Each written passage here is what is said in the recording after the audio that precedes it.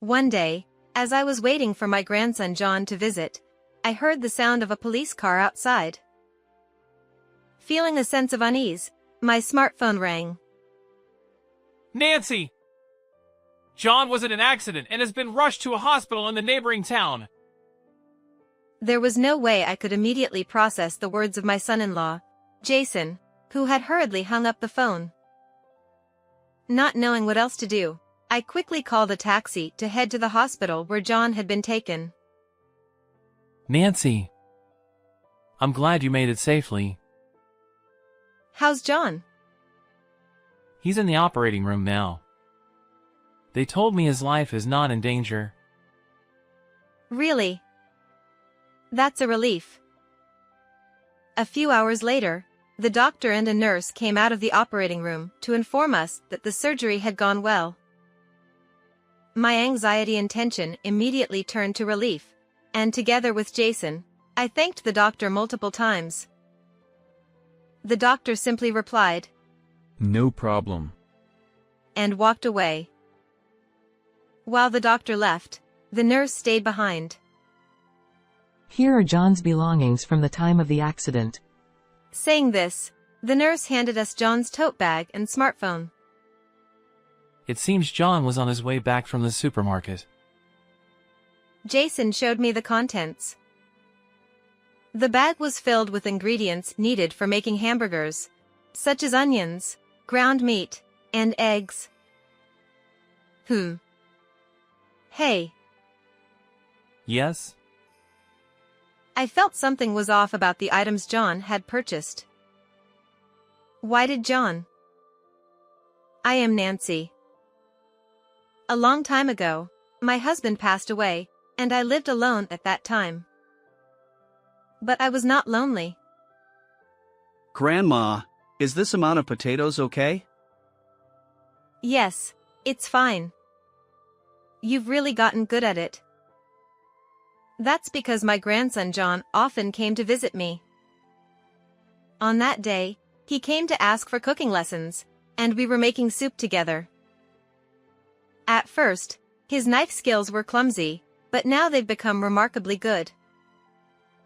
Oh, Dad just finished work. He says he'll be here in about 30 minutes. Oh, Jason is early today. Let's all eat together then. John's father Jason was my son-in-law. When John came to visit, it's become a routine for Jason to come over for dinner after work. This was because Jason's wife, my daughter Emma, disappeared a few years ago. Emma was a kind child, and she always prepared meals for me when I came home from work. When she became a high school student, she started a part-time job and always tried to give money to the household, saying thank you. I couldn't accept that, but for my birthday, she bought me a very nice bag and I still cherish it. Emma married Jason, and when John was in elementary school, she disappeared without any warning. We filed a missing person report, but the police dismissed it as a family matter. We searched for her ourselves, but never found her. Where was she? What was she doing? Was she even alive? At that time, I was overwhelmed with a mix of anxiety, worry, and the responsibility of needing to properly scold her as a mother. I'm home. Welcome back, Dad. It's already done. Jason came home, and John greeted him happily. The soup, which John had chopped the vegetables for and seasoned, was simmering nicely. Jason took one look and said it looked delicious, patting John on the head. Oh, Dad. Stop that. I'm in high school now. John frowned and pushed his hand away, but he didn't seem entirely displeased. Watching the two of them, I felt a warm smile, but also a bit of guilt. Where could Emma have gone, leaving such treasures behind? Let's eat. Delicious. John had been waiting with an empty stomach, so he couldn't wait for Jason to sit down and started eating first. Seeing him eat so heartily always filled me with a warm feeling. As a growing high schooler, he needed to eat a lot. After Jason sat down, I prayed and began to eat as well. The potatoes were well seasoned, fluffy, and very tasty. To add some color to the table, I also made a salad, though it only had greens since all three of us dislike tomatoes. John, how's school lately? Have you gotten used to high school yet? Yeah. It's normal now. I'm used to commuting, and I have friends, so no problems. Oh, Grandma, let's have Hamburg steak tomorrow. I want Western food. Tomorrow? All right. Don't you want to hang out with your friends? No, studying cooking is more important. John used to visit about once a week, but the visits increased gradually, and he came over almost every day after school at that time. When I asked about club activities, he said he wasn't in any. No matter how many times I asked why, he only said he wanted to study cooking and wouldn't say more. I think he should enjoy his once-in-a-lifetime high school experience more, but this must be John's way of being considerate. Thanks to him, we could eat together as a family and have lively meals, except for one empty seat. One day, John sent a message during the day. I'll come at 5 p.m. to make dinner today. He usually texted in the evening, so I wondered if school ended early today. Maybe he was coming after hanging out with friends, I thought casually. Since I was going to be home all day, it wasn't a problem, so I replied, all right. However, evening came and John didn't show up. Even if he was late, he was usually here by 6 p.m., but it was already past 7 p.m. I worried and tried to call John, but there was no answer. I decided to step outside, and from a distance, I heard police sirens. With a sense of foreboding, I overheard the neighbors talking nearby. A high school student, traffic accident? No way, it couldn't be. The bad feeling grew, sending chills down my spine, and I felt dizzy. At that moment, my cell phone vibrated in my pocket. With trembling hands, I looked at the screen. It was a call from Jason. Hello? Nancy! I just heard that John was in an accident and has been rushed to the hospital in the neighboring town. I'm heading there now. I need you to come too. The address is... Jason hurriedly hung up the phone. My legs gave out, and I sat down on the ground. First my husband passed away, then Emma disappeared, and next was John. I was terrified by the thought of losing everyone around me. I wished it had been me in the accident instead of John. Then, I could have reunited with everyone and lived happily with my family. These thoughts kept flooding my mind, and I was horrified by my own thinking. I realized that my heart was reaching its limit. I couldn't bear to lose another loved one. Gathering all my strength, I stood up, called a taxi, and headed to the hospital Jason mentioned. I shut the door on the dark thoughts that had surfaced earlier and prayed solely for John's safety. The journey to the hospital, which should have taken about 10 minutes, felt like hours to me. I quickly walked from the taxi to the waiting room Jason had mentioned. Opening the door, I saw Jason sitting on a chair, sighing and staring at the floor. When he noticed I had entered, he looked up. Nancy. I'm glad you made it safely. Jason said. Yes, but what about John? I asked. He's in the operating room now. They said his life isn't in danger. Jason explained. Really? That's a relief. I sighed in relief and sat down next to Jason. Looking closely, I noticed his suit was wrinkled, showing that he had hurried over here. I'm sorry for calling you over so suddenly. I couldn't bear the wait alone. Jason said. I understand. I couldn't just stay at home doing nothing either. Don't worry about it, I replied. Thank you. He said. I hope the surgery goes well. It was already dark, and the hallway lights were off. The red and surgery lamp glowed eerily, heightening my anxiety. I don't know how much time had passed, but the red light went off when my hands were chilled. After a few minutes, the door to the operating room opened, and the doctor in charge and a nurse appeared. Jason stood up and rushed over to the doctor. Doctor, how is John? He hasn't regained consciousness yet. But he's going to be fine. I don't think there will be any lasting after effects. John did very well. Really? That's great. Thank you so much. Jason bowed his head. I also stood up and bowed deeply. Oh. No. No need to thank me. He will be hospitalized here until he regains consciousness and recovers to a certain extent. So please prepare his belongings.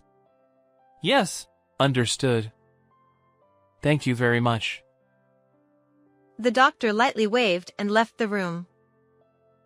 His figure was very reassuring, and I felt confident that John would be in good hands from now on.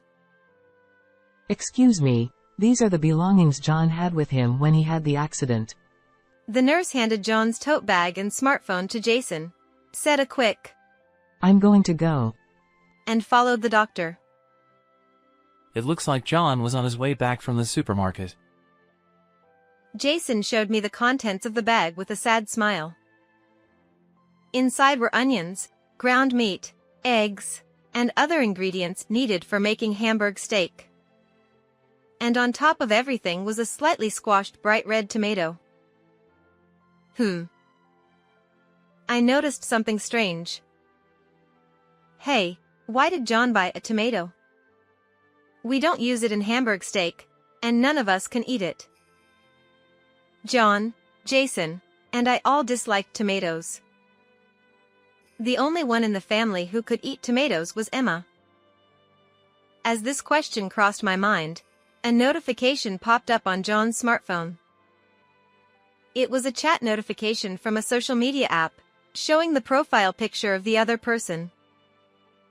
However, the phone was locked with a password, so we couldn't see the contents. A friend, perhaps? I recognize this photo. Jason seemed to have a sudden realization.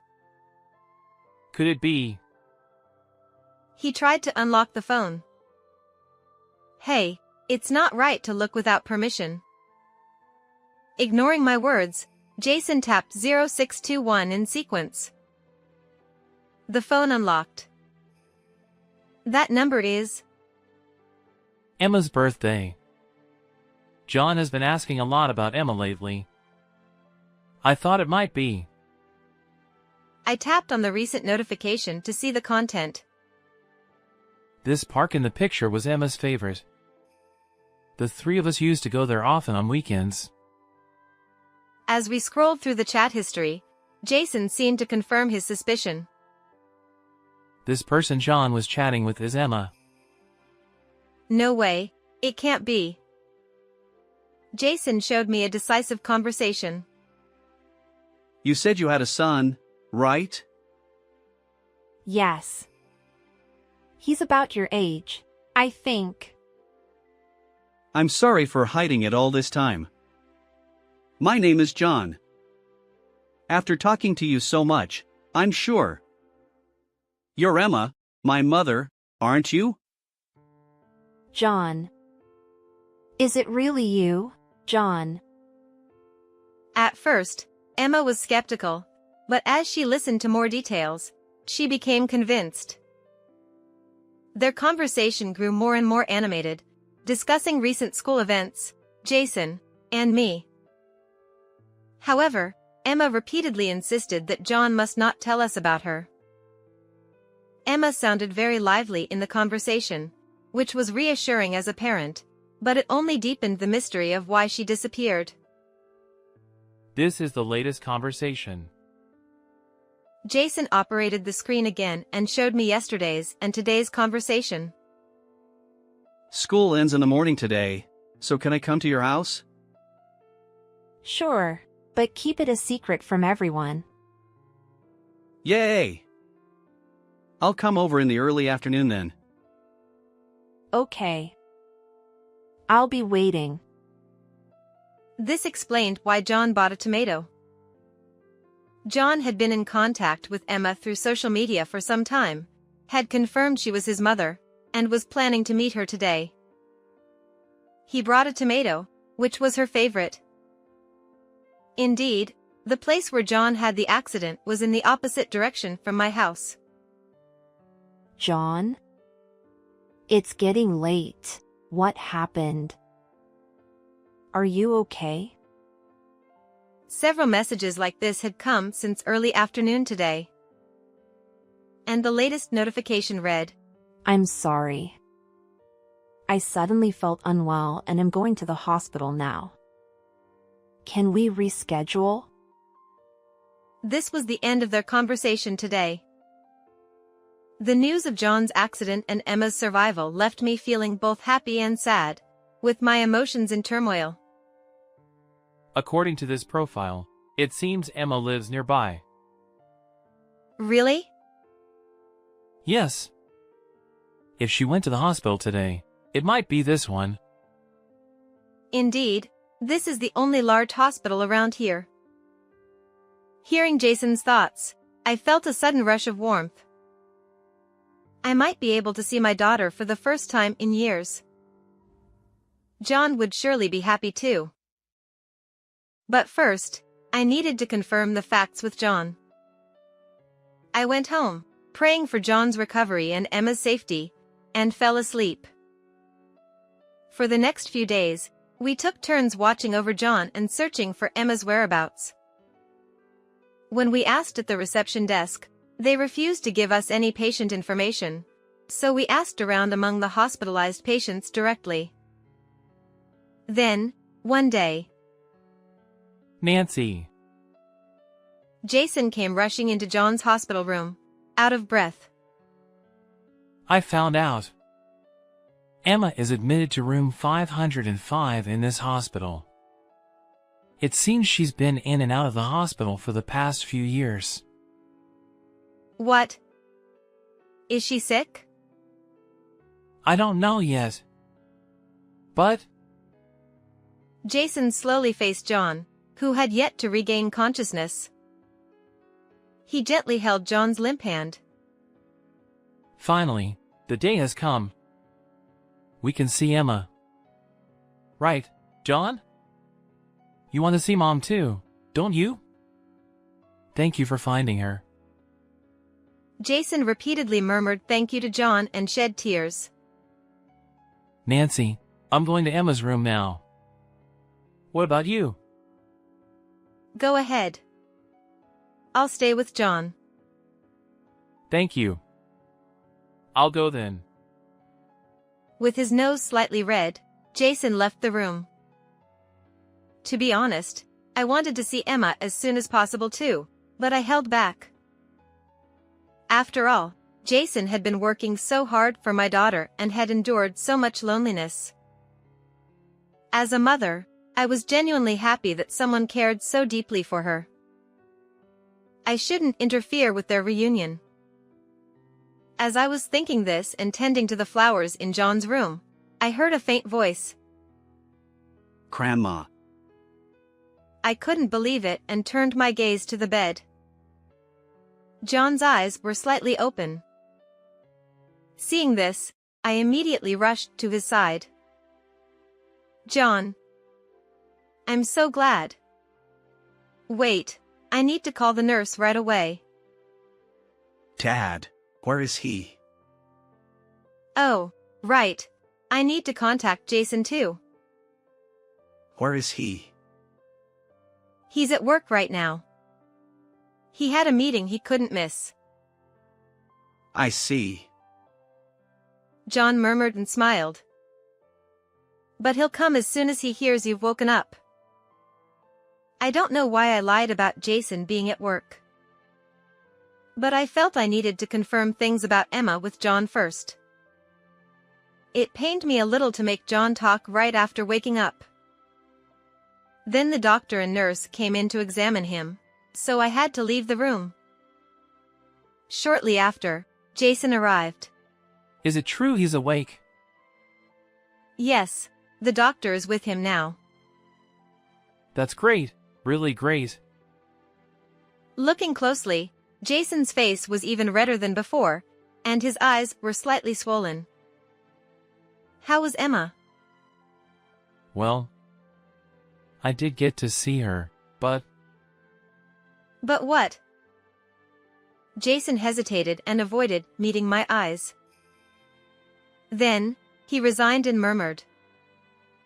Emma doesn't have much time left. What?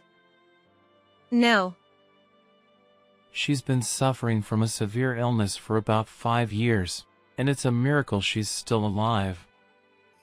They said the day John had his accident, she was also brought in by emergency services. Jason smiled sadly and painfully. To finally reunite, only to have to say goodbye so soon. How heartbreaking. As soon as we met, Emma scolded me. She said she left because she didn't want to cause any trouble. Emma is a kind child. I took advantage of her kindness. But I should have realized it. I failed as a husband. Don't blame yourself. She did it because she wanted you to be happy. I'm sure of it. Yes, you're right. I shared Jason's feelings of guilt. Emma was so kind and always put others before herself. That's why we needed to pay more attention to her. We should have searched harder, like John did. But it's too late for regrets now. So, I decided to make the remaining time meaningful for Emma and John. With this resolve, I clenched my fists tightly.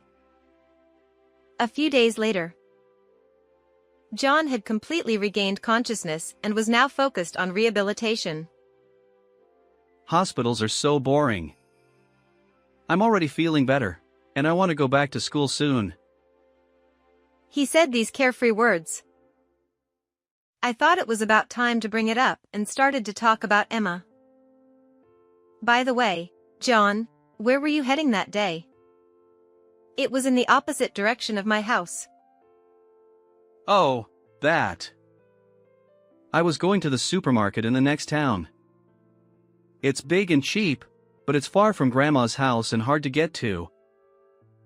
John answered, clearly avoiding eye contact. John, please tell me the truth. The truth? What are you talking about, Grandma? I'm sorry, John, but we know everything. You were going to see Emma that day, weren't you? John's shoulders twitched, and he looked at me wide-eyed in surprise. How did you know? Did you go through my phone without permission? He glared at me as if to say, How dare you? I was a bit taken aback since I had never seen him look at me that way, but I couldn't back down now. I'm sorry about that. A notification came while you were asleep, and so... That doesn't mean you can just... No, it's not your fault, Grandma. I'm sorry for raising my voice. John slumped his shoulders and looked out the window. When I was in middle school, Dad was often tormented at night, calling out Emma, Emma. So I thought I had to do something and started searching. John began to speak in a halting manner. I didn't think I would find anything. Honestly, It was a miracle that I found Mom's account. After seeing her usual posts and chatting, I was convinced. Why were you convinced? Mom has a scar on her wrist, right? Yes, she got burned with a frying pan when she was young, and the scar never went away even as an adult. When Emma was in middle school, she greeted me with bandages on her wrist after I came home from work, which shocked me. I rushed her to a dermatologist who prescribed an ointment, but it resulted in a permanent scar. She laughed it off, saying it was nothing to worry about, but it left a huge sense of guilt in my heart. There was a photo of a drink posted on her account, and the scar was visible. Plus, her hobbies and her love for tomatoes. John spoke with a bit of pride in his voice. Children's reasoning abilities and initiative can sometimes surpass those of adults. That day, after we talked a lot and confirmed things, I went to see Mom. On the way, a car crashed into me. So, the tomatoes were for? Yeah, they were for Mom. She ate tomatoes every day. So, I wanted to bring her some nutritious ones. Sorry for keeping it a secret. It's all right, I said as I gently patted John's head. He murmured something about already being a high school student, but I pretended not to hear it. I wanted to tell you and Dad earlier, but Mom insisted I shouldn't. Maybe she didn't even want to see me. That's not true. It is. She seemed like she was hiding something. But I still want to see her. Seeing the determination in his eyes, I felt a bit intimidated. I haven't met Emma yet. If she left to avoid causing trouble, visiting her now might undermine her years of effort. That's why Jason has been visiting Emma repeatedly without telling me. Emma has been in poor health ever since she was rushed to the hospital. If Emma wants to hide her condition from John, I shouldn't take him to see her. Hey, what's Dad doing today? He's at work. That's a lie. I know he took a day off. He's visiting Mom, isn't he? Is Mom hospitalized here? Why do you think that? I broke into a cold sweat at John's question. My response could change the outcome for my grandchild. I overheard Dad talking to a nurse in the hallway. Please, I want to see Mom too. Take me to her. But... Please, Grandma. You want to see her too, right? Let's go together. Oh, and don't forget the tomatoes. I was speechless at John's straightforward plea. And before I knew it, I found myself in front of room 505 with John and a bag of tomatoes in hand. John knocked on the door. A familiar female voice responded from inside. Yes? Mom. He opened the door and immediately rushed to the woman lying on the bed. At that moment, she hid her face with the blanket. Jason, who was nearby, looked at us in surprise. John! What are you doing here? Mom. I'm sorry I couldn't come to you that day. I'm sorry for breaking our promise. John, stop it. This woman. She's not Emma. Mom, I learned a lot from Grandma because I wanted to cook delicious meals for you. I can make anything you request. John! That's enough! John tried to uncover the blanket while Jason desperately tried to stop him. But John touched an injured part, causing him to cry out in pain and grab his arm. Jason stopped moving, looking concerned. Mom, why won't you look at me? I'm in high school now. I can't let you see me like this. I'm sorry, Mom.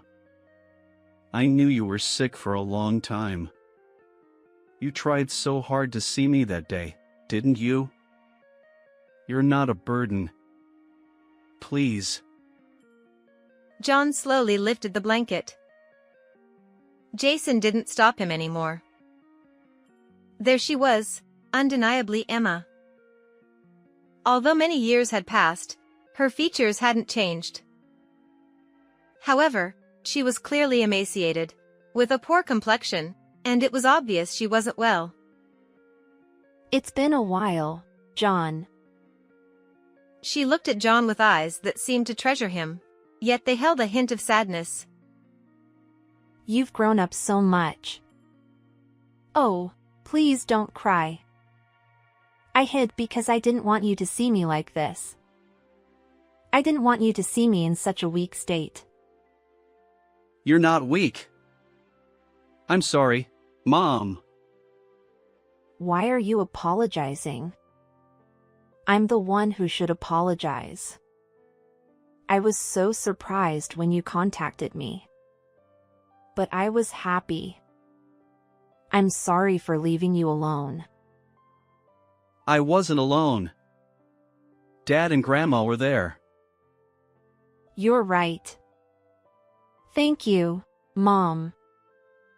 I'm sorry for disappearing so suddenly. Really, Emma? We'll have a serious talk later.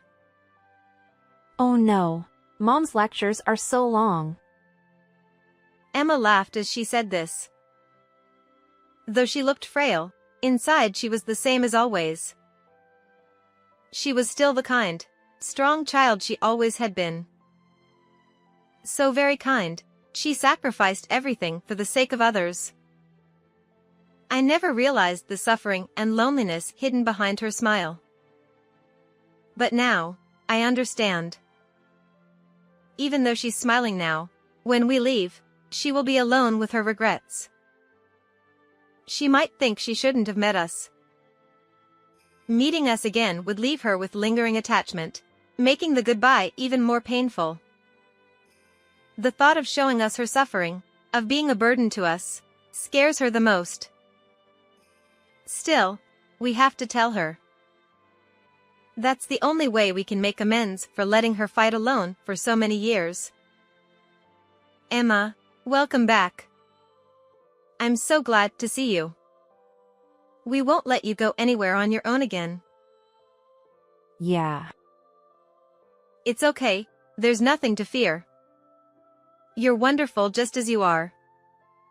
Let's enjoy our time together from now on, all of us. Thank you. Her voice was so soft it was barely audible. But it reached my ears clearly. Oh, yeah. I brought some tomatoes for you, Mom. The somber atmosphere brightened instantly. Indeed, the power of children is immense. Really? Then let's all eat them together. But everyone hates tomatoes. Hey now, no one should have food dislikes. We're all going to overcome that right here. With Emma's encouragement, we all ate tomatoes together. John seemed to have already overcome his dislike for tomatoes and ate them happily. Jason and I hesitated at first, but as we were forced to eat them, memories with Emma flooded back, and we all ended up crying as we ate. For the first time in my life, I thought tomatoes were delicious. After that, Emma's health improved slightly, but then quickly worsened again, repeating this cycle. A week after our reunion, Emma passed away. Until she lost consciousness, she talked a lot to make up for the time we had been apart. And until the very end, we were all together as a family. Afterward, John was discharged from the hospital and attended the funeral, able to walk normally.